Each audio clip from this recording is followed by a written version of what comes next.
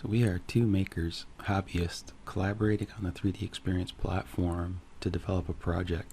And what you're seeing here is we're leveraging the capability of the platform to do this meeting. So we can do an interactive session like this where we're sharing the video of each other.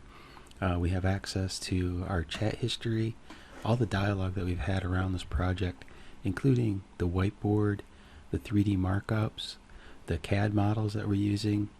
We're actually using both SolidWorks and XDesign, and actually even CATIA to do some of the modeling on this project. And really all that information is captured directly in 3D Experience. So we're maintaining a single source of truth end to end, from the concept to the meetings to the markups to all the dialogue that we're having. It's accessible through the platform.